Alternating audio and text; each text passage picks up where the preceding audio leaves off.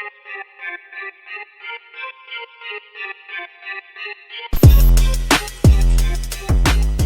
everybody, welcome back to the channel. Thank you for joining me once again for tea time. Today we have a little bit of misty morning and focus combination. You know how much I love that bergamot and that little bit of zing. So many of you have said, you know, we like this combination. Also, can you make a tea blend with this in it? And I'm going to do it. It's hard to balance that bergamot and a little bit of zing, the peppermint and all that, but I'm working on it. I am working on it. So look for that soon. Anyways, today is going to be a Nikon day, and last month's rumors are becoming next month's reality for Nikon. Now, I reported on this a couple of months ago, and I said, you know, Nikon's going to be shutting down some factories, moving the majority of their production into Thailand. There's a lot over in Thailand already, but they're going to push everything over there, or let's say just about everything. Well, this is absolutely the case. And Nikon will be ceasing operations in 2 out of the 3 facilities that they have in Japan right now. A lot of their facilities have been slowly going away as they've been pushing more and more of their production into Thailand. So we're going to be down to 1 facility in Japan as of March. Now, a Nikon spokesperson did indicate that 108 workers from one plant and 54 workers from the other will need to move. Basically, they said, if it is difficult to move, we will support re-employment.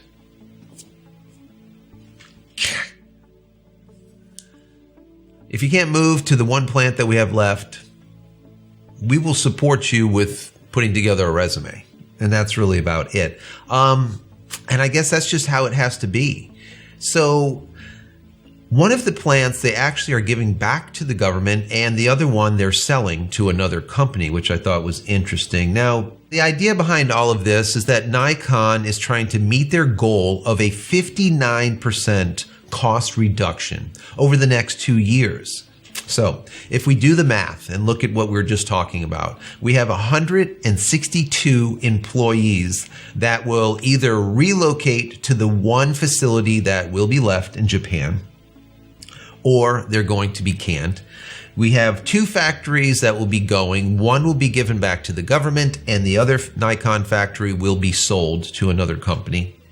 And approximately 95 to 99% of Nikon's production will be done in Thailand. That's basically how we boil all this down. Those are the goals, and they really need to meet these goals. Nikon credits the shrinkage of the camera market to the growth of the smartphone market. Now, I mean, in a way, this is true. All right. I guess if we look at it as a very broad picture, yes, smartphones have affected the entire camera market.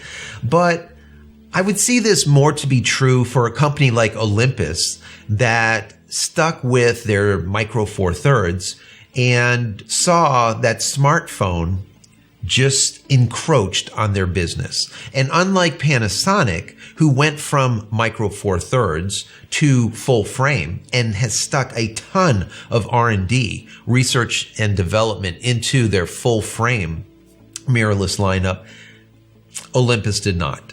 And what happened? They ended up having their entire camera division sold. Now, I don't think that this is going to happen with Nikon, but I do think that the premise that the shrinkage is 100% due to smartphones, when Nikon really do not create Micro Four Thirds, they're more in the line of APS-C and full frame. And they have a lot of professionals that use their full frames also over the many, many decades. So I think it's a little bit of a cop-out in my personal opinion. I think there was some management issues. I think the problem was systemic. For many years, Nikon was building this loss and loss and loss on loss. Okay. And yes, it has to do with the smartphone market, but a lot of it has to do with their own internal problems. We see Sony being able to do it without a problem. We see Canon now really coming up from the doldrums where they were, now doing all of their mirrorless. I do think that Nikon should be able to do the same. There's no reason not to. And now that they have a new crew, let's say, management, this management has said, we need to reduce our costs by 59%, period. Over the next 2 years, it needs to happen. And I think they're going to make it happen. Luckily, Nikon does have some new thinkers in there. Now, they did say that some lenses will continue to be made in Japan. And I will venture to say that probably more of their high-end work, maybe their research and development and whatnot, will end up staying in Japan, whereas all manufacturing, for the most part, besides a couple of lenses, will happen in Thailand. I think that makes sense. It's a lot easier to have your R&D local to you, have all of your thinkers local to you, and then be able to do prototyping and whatnot, once again, local, without having to go back and forth. So I think that's probably what will end up happening here. It'll be more of that high-end design in Japan, and then manufacturing out of the country, outsourced over into Thailand. So all in all, I think everything is probably looking up for Nikon as of right now, where a couple of months ago I'd say, I don't know how they're going to stay in business. This 59% reduction is absolutely imperative, number one. Also, I think that it's very interesting that the two plants will be closing the exact same month that it is said that Nikon will be posting in March of 2021, an over $700 million loss. Where other companies like Canon and Sony are actually posting in March, most likely, I'm going to predict, positive numbers. Even small, ever so small, but still positive numbers, not $700 million loss. That is massive, guys. That is massive. And if it wasn't a company like Nikon that has extremely thick roots and deep roots in the industry, I would say they're going to be gone just like Olympus. But with new management, like I said, focusing on that 59% reduction in cost over the next 2 years, I think they'll be able to pull this out. And in my personal opinion, I think that's all they need is one really strong D850. All right? One very strong D850. I don't know if that's going to be in a Z1, which would be like their professional grade camera, just like an R1 for Canon, which would be a 1D replacement. Or now we see the Alpha 1 on Sony. I'm speculating names, but just whatever, let's call it a Z1. I don't know if that's going to be the ticket for them.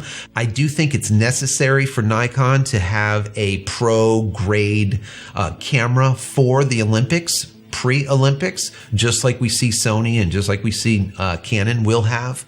It's almost a necessity. All right. So will that be their cash cow, though? I don't think so. It'll be like a flagship stating, look, this is what we can do. And now we're going to trickle down all of this into the rest of the line, their Z series. So I think it's positive. Like I said, I want to know your thoughts. What do you think? Do you think that it's positive? Do you think it's negative for Nikon? These plants going away, those 162 people possibly being displaced or maybe moved into another factory, the last factory, that 58% reduction, that's a possibility. That move to Thailand for, let's say, 95 to 99% of production. All of these factors, do you think that they're positive or do you think it's negative for Nikon? So anyways, I want to know your thoughts. If you haven't downloaded my ebook as of yet, go check it out over at JCristina.com/ebook. Once again, JCristina.com/ebook. Don't forget to subscribe to the channel if you like what you see or the other 450 videos on this channel. Also click the little bell icon over here so when I go live or when a new video comes out, you will be notified of it immediately. And if you want to contribute to the channel, you could do so by clicking a little button down here that says join. You'll become a member. I'll be able to give you some perks. You'll be able to give the channel a couple of bucks here and there. All right, that would be absolutely awesome and appreciated. Also, after commenting below this video, join our creative Discord server to continue this going. All right, we have hundreds and hundreds and hundreds of folks over there talking about photo, video, tech. They are awesome. There's no trolls. Go to community.jcristina.com. Once again, community.jcristina.com. And finally, head over to my website, JCristina.com, where you can find all the photography tools that I've invented for you over the many years. And hopefully there's something there that you might like. And if there is, please pick it up and support me and my family. That would be awesome. And for making it to the end of this video, I want to give you 20% off everything that you purchase from JCristina.com. Use promo code YT20 at checkout. Once again, promo code YT20 at checkout, 20% off everything in your shopping cart, not just one thing. So that's it, guys. Many blessings to you and your family. Stay safe and stay healthy.